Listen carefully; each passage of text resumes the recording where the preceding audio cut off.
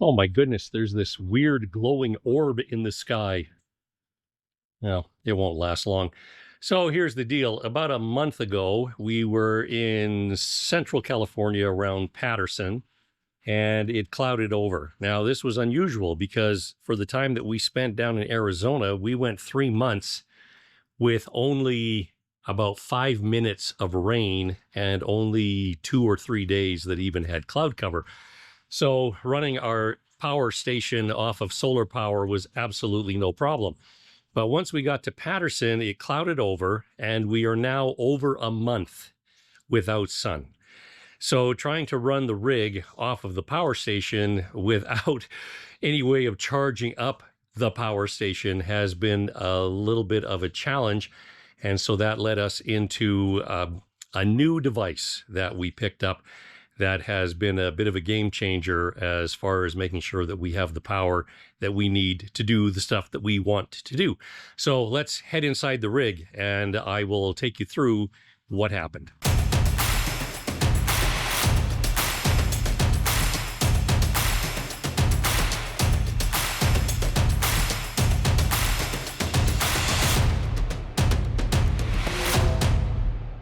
Morrie, there ain't going to be no charge today again.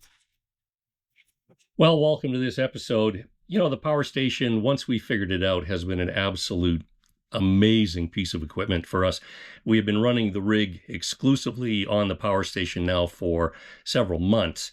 In Arizona, when we were at the Copper Mountain campground, we were charged for electricity, and I'm pleased to announce that in our final month there, our power bill was $3, which was great, plus the $2 service charge for coming out and reading the meter.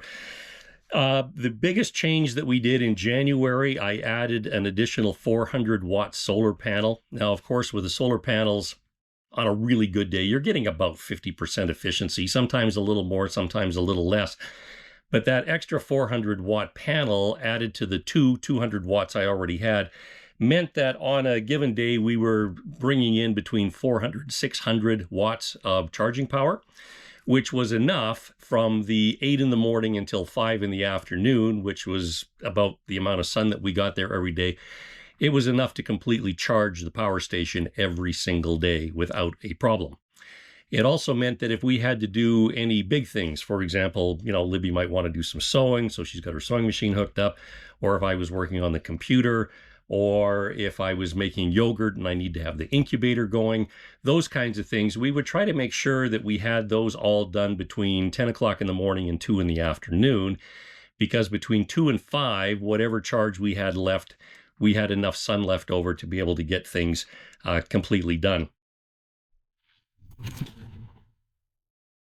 Now, I swore when we started this trip that that was the last thing on my mind. I didn't want a generator. I didn't want the hassle of having to do oil changes and spark plugs and have containers of gasoline, you know, in the storage bin in the back of the truck.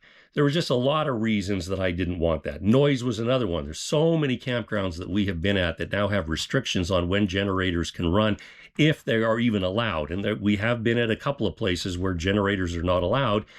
Most of them, however, will give you sort of 3 times a day, you know, sort of 8 o'clock in the morning until 10, or, you know, noon until 2, or, you know, 7 until 8, those kinds of things.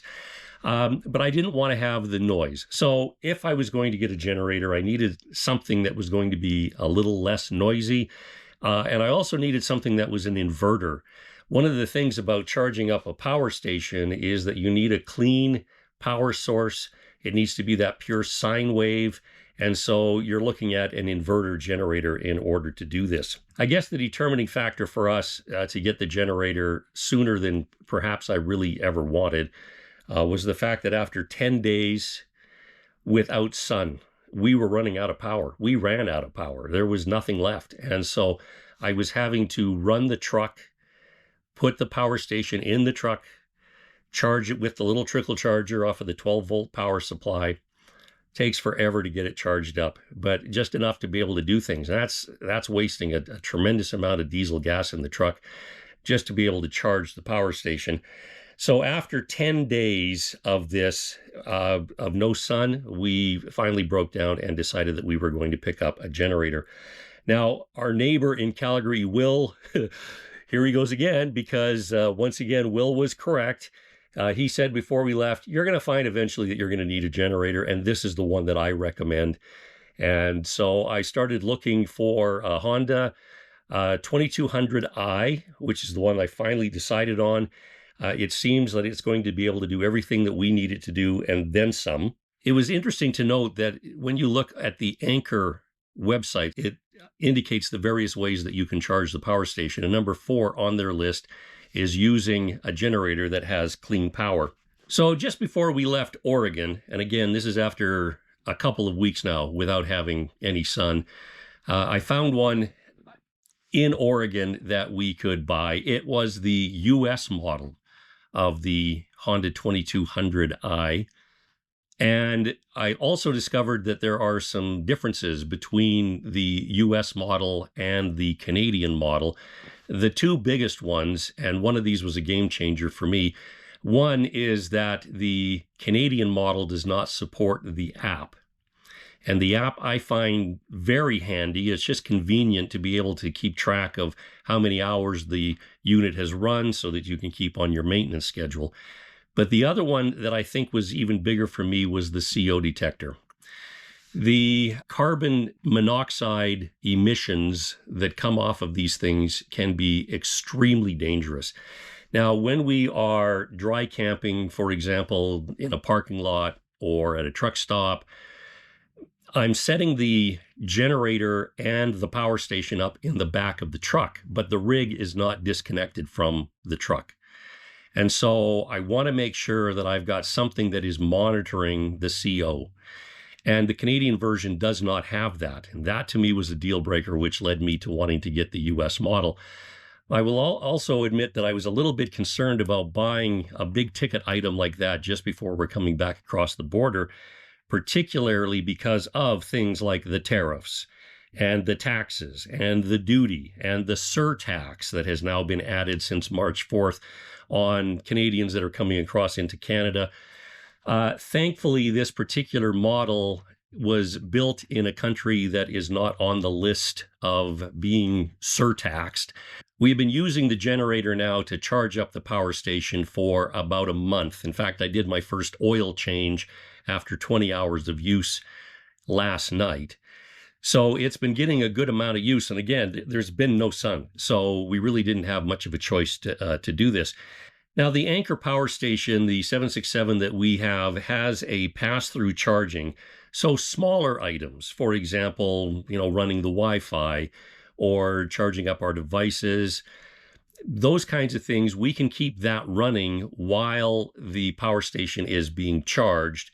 The pass-through will overload the power station if the amount that is being drawn off of the power station is too high. So some things that we have been aware of, the microwave, the electric heater, any of those things will actually cause the power station to overload.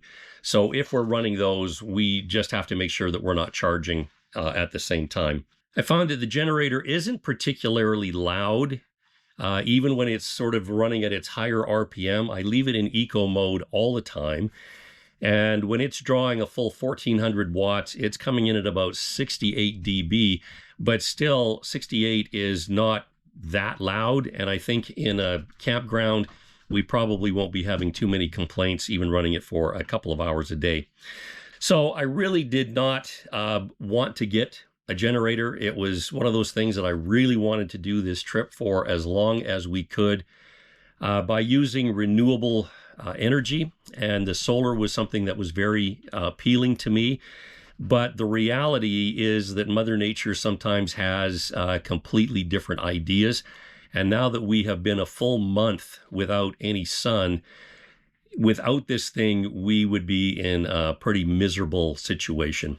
So I'm really glad that I have it. It's a nice backup. If the power station ever went down, it is nice to know that I have a backup that would be able to run the entire rig without any problem.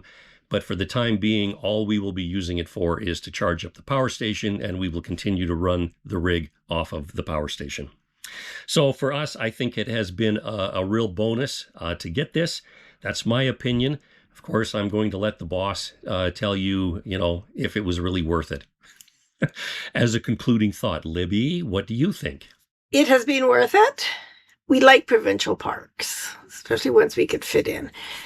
And most of them in Alberta and BC do not have power. I think it will make a major impact on our future camping.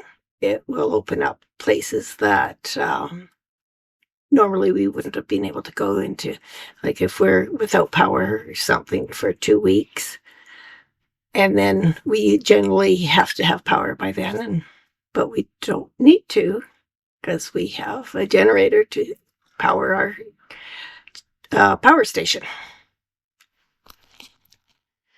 I'm going to assume that means that it got the check mark of approval. Thanks for joining us. We'll see you again soon.